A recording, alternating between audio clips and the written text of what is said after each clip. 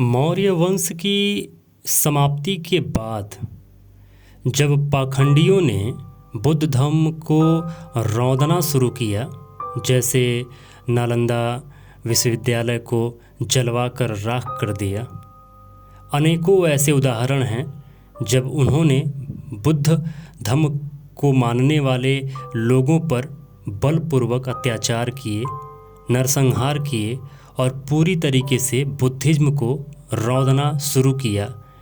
तो मगध में रह रहे बहुत सारे शाक्य या बौद्ध भिक्षु जितने भी लोग थे, बहुत सारे लोग मारे गए और कुछ लोग जान बचाकर उन बौद्ध विरासत को लेकर पलायन कर गए। इसी पलायन की एक कहानी, एक वाकया मैं आपके सामने रख रहा हूँ। बांग्लादेश के चटगांव पहाड़ी क्षेत्र, म्यांमार के रखाइन क्षेत्र और भारत के त्रिपुरा, मिजोरम, अरुणाचल प्रदेश, असम और पश्चिम बंगाल राज्यों में चकमा लोग रहते हैं। चकमा लोग रहते हैं। चकमा लोग प्राचीन मगध से असम होते म्यांमार तक पहुँचे हैं। चकमा लोगों का संबंध शाक्य लोगों से है। पाली प्राकृत में माँ का अर्थ लोग होता है। चक का संबंध शक से है। शक यानी शाक्य। चकमा का अर्थ हुआ शाक्य लोग। चकमा लोग तथागत बुद्ध के वंशज हैं। ये बौद्ध धर्म को मानते हैं। इनके हर गांव में बुद्ध विहार है। आप वहां जाकर देखेंगे तो वहाँ कोई छोटा घर हो या बड़ा घर हो, हर घर में आपको ऐसा प्रतीत होगा कि मैं किसी बौद्ध विहार में हूँ। पूरा का पूरा वातावरण ही बुद्धमय होता है। किसी के घर में या गांव के बाहर ऐसा लगता है कि मैं किसी बौद्धिस्ट दुनिया में प्रवेश कर गया हूँ या आया हूँ। बुद्ध पूर्णिमा इनका प्रिय पूर्णिमा है। इनके पुरोहित भिक्षु कहे जाते हैं।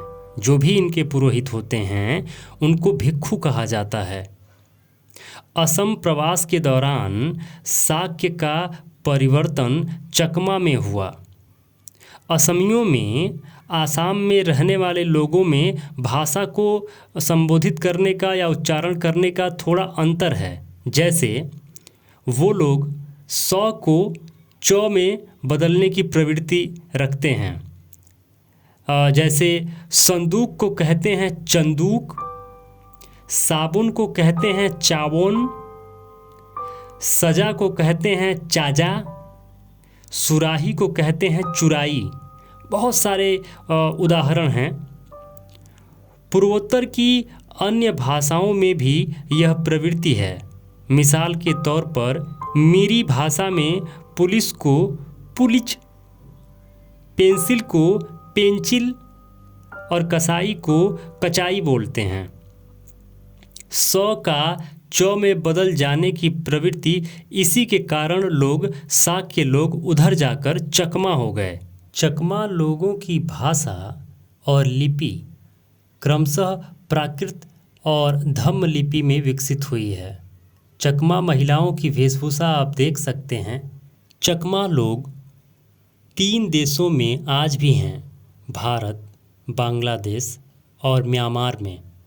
यह जो दृश्य है यह चकमा लोगों का एक पारंपरिक उत्सव का दृश्य आप देख पा रहे हैं। बुद्धिज्म की जड़ें इतनी मजबूत हैं कि इन्हें काट पाना और उखाड़ कर फेंक पाना पाखंडियों के बस की बात नहीं है। पिछले 2000 सालों से या लगभग 1000 सालों से मुख्यतः यह बुद्धिज्म की जड़ों को उखाड़ कर फेंकना चाहते हैं या फेंक रहे हैं, लेकिन फिर भी यह अपने मकसद में कामयाब नहीं हो पाए। इनकी पुश्त दर पुश्त बीतती गई और ज़माना बदलता गया, लेकिन बुद्धिज्म है कि यह भारत की मूल धरोहर खत्म होने का नाम ही नहीं लेती। कमाल की बात तो ये है कि अंग्रेज़ों के आने से पहले भारत देश के लोगों को बुद्ध के बारे में, सम्राट अशोक के बारे में, मौर्य वंश के बारे में पता ही नहीं था। सब कुछ खो चुका था, सब कुछ समाप्त हो चुका था, सब कुछ जमीन के नीचे दफन किया जा चुका था। कुछ भी यहाँ के लोग जानते नहीं थे। पीढ़ी दर पीढ़ी यहाँ के लोगों को वह सारी चीज़ें भुला दी गईं या फिर जानने योग्य छोड़ा ही नहीं गया। शिक्षा से वंचित कर दिया इन पाखंडियों ने और कर्मकांडों के जरिए बौद्ध विरासत को कन्वर्ट कर डाला, बदल डाला और काल्पनिक देवी देवताओं में उनका कन्वर्जन कर दिया।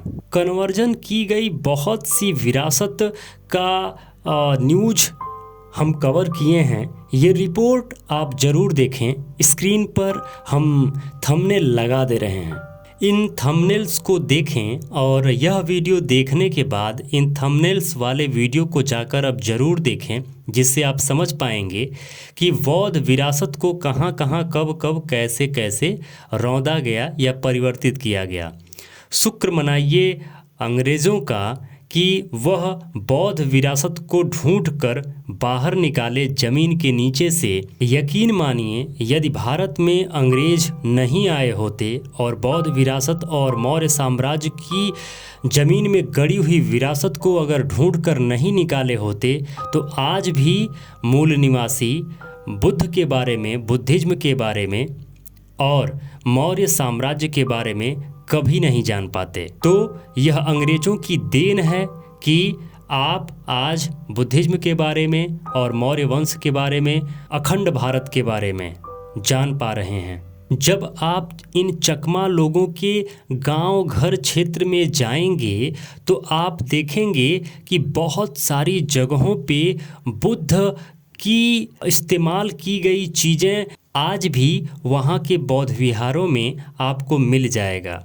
जैसे बुद्ध का चीवर, पूरा वस्त्र और टुकड़े भी मिल जाएंगे। उनका बाल, उनका दांत, उनका नाखून, उनसे संबंधित बहुत सारी वस्तुएं आपको बौद्ध विहारों में देखने को मिल जाएंगी। तो शुक्र मनाइए इन चकमा लोगों की कि जो आज भी ये साक्य लोग जो मगध से विस्थापित होकर भागकर बौद्ध विरासत को जितना बचा पाए उतना ले जाकर वहाँ संरक्षित किए हुए हैं। उम्मीद करते हैं कि चकमा लोगों के सम्मान में, चकमा लोगों की उन्नति में, उत्थान में आप सबका योगदान रहेगा, क्योंकि वह और हम अलग नहीं हैं। उन्होंने इतना बड़ा ऐतिहासिक कार्य किया है कि वह सम्मान के पात्र हैं। चकमा लोगों के लिए बहुत बहुत धम्म कामनाएं, बहुत बहुत मंगल कामनाएं। नमो बुद्धाय। जय भारत।